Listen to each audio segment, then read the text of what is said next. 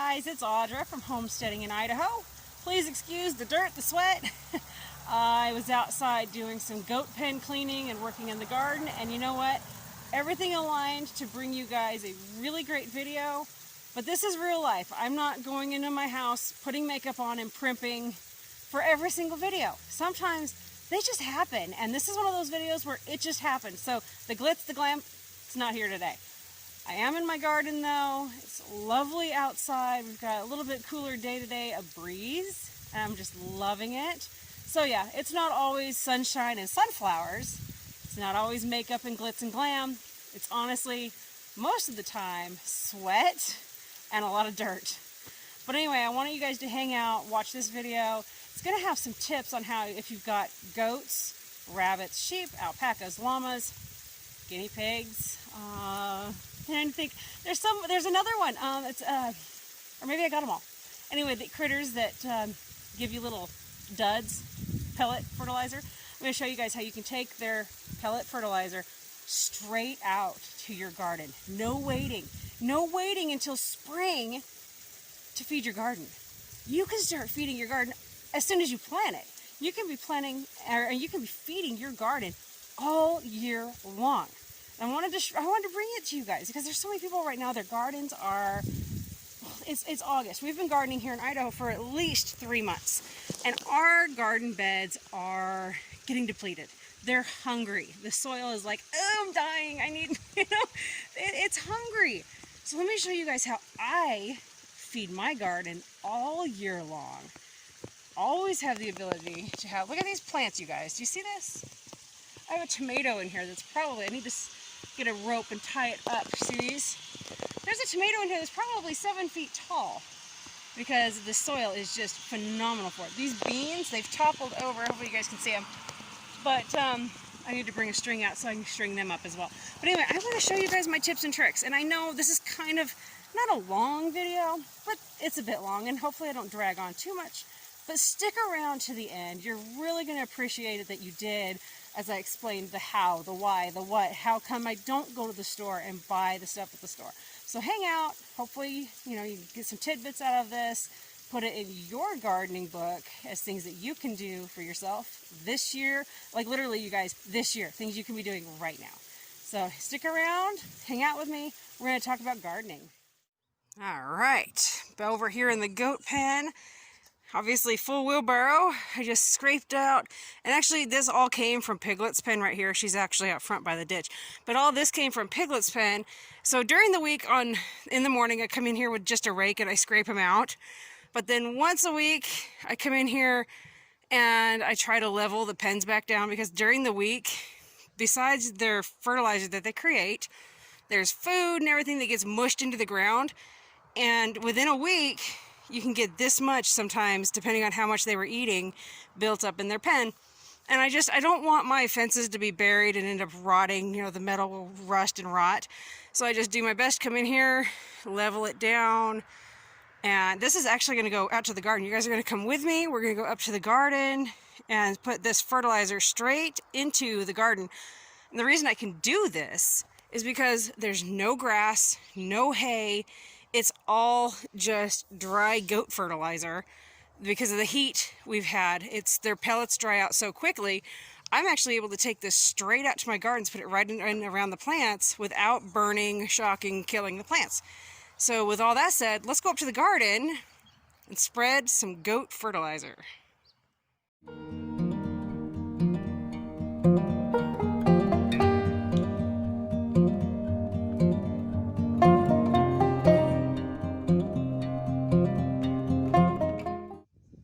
So we're up here at the large raised bed garden. This is a 10 foot by 24 foot. You're actually seeing a 10 by 12 zone right here.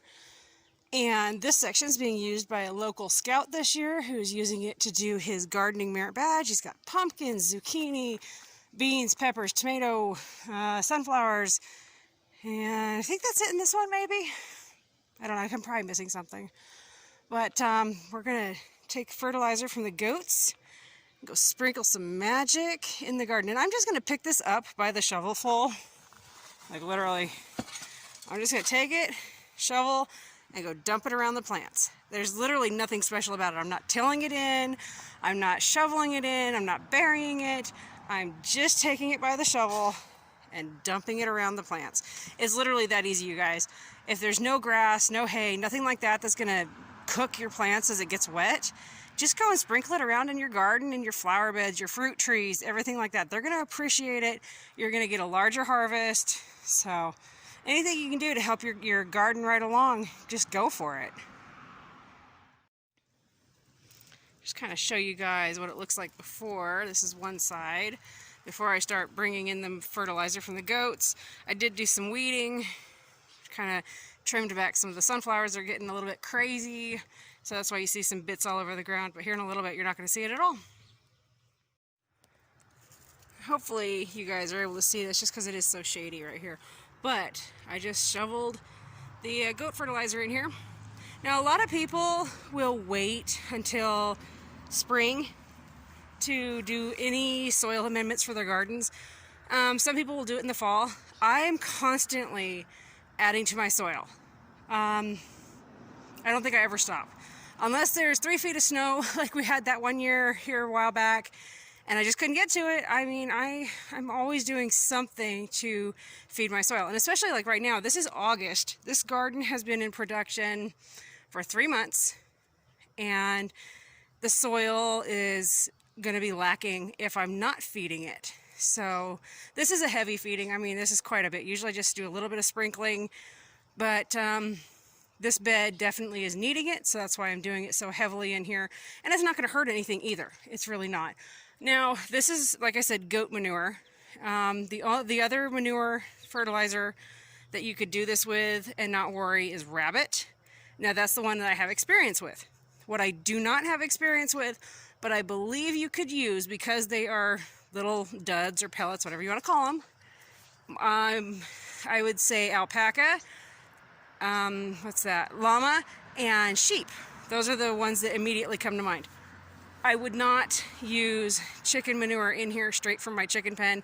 I would let it age a little bit before I put it in here. If it was from a horse, absolutely not. I would have a different compost area. Now you can take horse, if you're in a hurry, you can take horse manure and kind of like spread it out over an area, like kind of thinly layer it out, and then kind of rake it and spray it a couple days, you know, rake, spray, to break it down so that the sun is heating it up and breaking down some of the heat that is in that manure. Anyway, and then you can use it that way in a quicker ability, but be aware it could burn your plants. Cow, it's hard with cow. I usually just have a compost pile that I let age for a year or so. Same with horse, honestly. Let's see, you can always find these oftentimes free. People will give it away, or very, very cheap.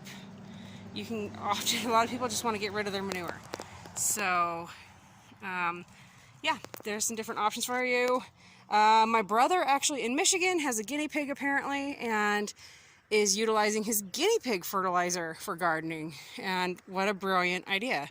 So guinea pig, that's another one that creates little pellets. So there you go. If your garden's looking like it's lacking, find yourself some manure.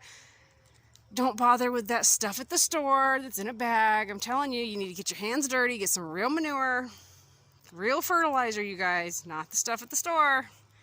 And get it in your garden. Constantly be feeding your garden. So there you go. There's your gardening tip of the day.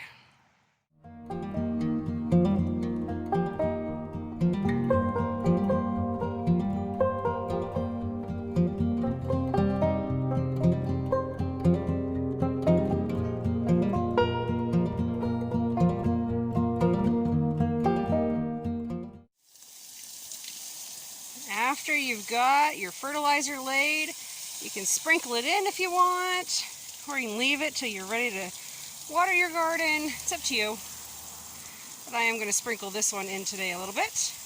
Now something else that this is doing, I should say a list of something else's. So besides feeding your garden, and like this is a raised bed, so it's also keeping my soil level up. So I'm not having to do massive overhauls of soil. but it's increasing how much I've got in the bed instead of having to do it in one big large grouping. It's just I'm slowly adding over time, so it's always staying somewhat high, high enough as I need. It's also suppressing weeds by layering this on there. Like today's kind of a thick layering, honestly. It's going to suppress quite a lot of weeds. But then, like I'm watering right now, the thing that this is going to do with the water is the water is going to get underneath it, and it's actually going to help hold the water, the moisture in the garden longer, because it's constantly being built up. It's healthy soil. It's kind of got some fluff to it. Even though right now it looks like chunks and everything, it's going to have a lot of fluff as it breaks down. And even though it's fluffy, it actually holds the moisture extremely, really, really well. Like I just can't say enough for it. So then I'm not having to come out here and I'm not having to water my gardens as excessively as I used to when I wasn't doing this method. I had thirsty plants. I'd have to run out here and take care of plants that were like dying. I'm cooked to death. But this is just another great way to increase the moisture in your garden for healthier plants that aren't freaking out because they're lacking in moisture. And there's going to be a bunch of other benefits. Like I am adding to the biome of the soil. I'm feeding the bugs that are in the soil. I am feeding the worms that are in this garden. So instead of them depleting what's in the soil and then moving away to another area or dying off, I'm constantly feeding so that they will stick around and keep my soil nice and healthy. So there are multiple benefits to doing this. Now, why do I say don't go to the store and don't buy the stuff in the bag, don't buy the stuff in the bottle? Okay, you guys, those are chemicals.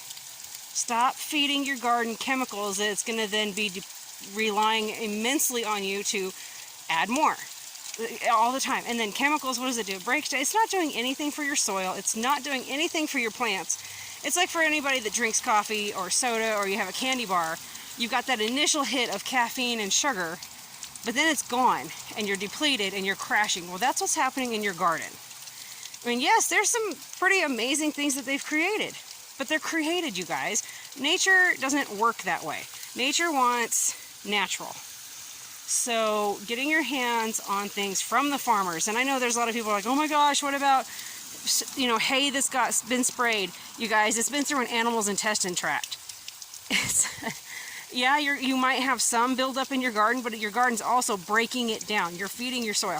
You're not going to see an immense amount. And you would actually have to get your hands on a bunch of the soil. I mean, not the soil, the hay and the bedding that they're feeding these animals, and like put that in your garden to have a really bad problem. So I hate to say this, and I don't want to be like, I don't want people to whatever, but stop freaking out and just get your hands on what you can get your hands on. Yes, non-sprayed feed is better for your animals, and that's what I feed, is non-sprayed. But I have used sprayed hay in the past when I had no choice for my animals. They didn't die, and my gardens didn't die either, and I didn't die. So, it was not something that I use all the time. It's just some years, that's just the way it works. That's just the way the ball rolls. Now, why don't I use the stuff in the bag from the store? Okay, so they have different fertilizers and compost, things like that in the bag at the store. That's great. It's really handy. When I first started gardening, it was handy to just go to the store, pay a few dollars, get a bag, put it in your garden, and it looked pretty. Well, guess what? When they do that, yeah, it's full of all sorts of good stuff. But then they cook it. They have to radiate it, they have to cook it to kill any seeds, pathogens, bugs, etc. that might be in it. Well, now they've cooked your soil, now they've cooked your fertilizer. What honestly is it going to do for your plants? Again, you're looking at a very quick fix. Quick fix. They get anywhere from a week or two. Sometimes you will see literally some of those chemical fertilizers and different fertilizers, they only work for a week or two or a couple months, and then your plants, you're like, what's wrong with my plants? I fertilized them. What happened? Well, yeah, but they ran out. It's just like that candy bar. It's just like the soda. It's just like coffee, whatever. You're using it and then, gosh, it's gone. That's it. So if you want to feed it right. Make friends with your local farmers, your local ranchers, your local small homesteaders, the people who've got backyards, rabbits, chickens. Make friends. See if you can trade your garden produce for some bags of fertilizer, and you will have the happiest garden you have ever had in your life. I don't know how much I give away to local neighbors, to friends, and I am happy to do so. I produce more from our goats on 1.5 acres than I need. So if I'm producing that much on 1.5 acres, and it's more than I necessarily need, I imagine y'all can make friends with some other locals and get your needs filled. And at the same time, remember to serve them. Yes, you may need to pay. You may offer to exchange garden goods. You might exchange canning if somebody cans. There are many options. So leave your options open. Don't slam the door just because you've heard it done one way or the other. There's multiple things that you can try. And I just say, give it a shot, feed your garden, and feed yourself. You'll be happy for it in the end.